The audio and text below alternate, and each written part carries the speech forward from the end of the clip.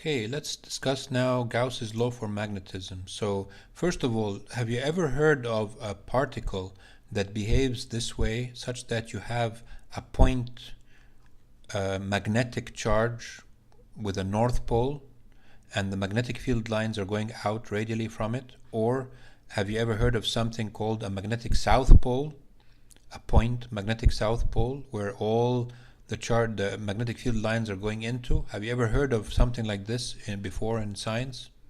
It turns out that nobody has found any particles that behave like this. So nobody has found magnetic monopoles. Monopoles means that there's only one pole.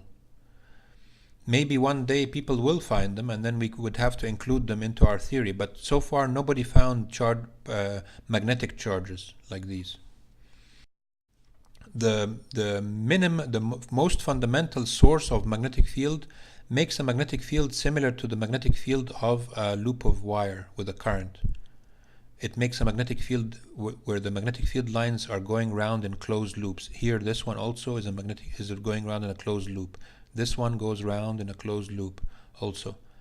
So this is the kind of the fundamental unit of source of magnetic field. But for electric charges, we do have something called a point electric charge, and electric field lines can go radially outward from the electric charge, and so we do have something called electric charge. We don't have something called a magnetic point charge. So again, for electric charge, if you take any surface that surrounds a point charge, like this one, this is a closed surface. All what you're seeing here is a cross section of the surface, but this is a three-dimensional closed surface.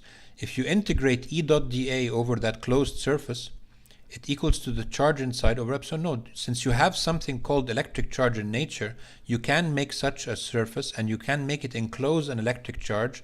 And so the right-hand side of Gauss's law for electricity will be Q charge inside, electric charge inside over epsilon naught. But for the case of magnetism, there's no way to make a surface, a closed surface, and all what you see here is the cross section. There's no way to make a closed surface that can enclose a magnetic charge. If you look at this surface, for instance, the magnetic field line here goes in, and remember, it goes in with a negative contribution because the area vector is pointing outwards. So the contribution here is negative. When it goes out, the contribution is positive. When the magnetic field line here goes in, it goes in with a negative contribution, it goes out with a positive contribution. Here it goes in with a negative, goes out with a positive, and in with a negative, out with a positive. There's no way to make, even if you make this surface completely enclose the whole thing here, still the magnetic field lines, they go in somewhere and they always go out. So what do you think integration of B dot dA through a closed surface would be? Because this is the most fundamental unit that produces a magnetic field, source of magnetic field, it behaves in this way. No matter what kind of problem you take, no matter what you do in nature, the magnetic field lines go around in closed loops. And so integration of B dot dA actually is zero.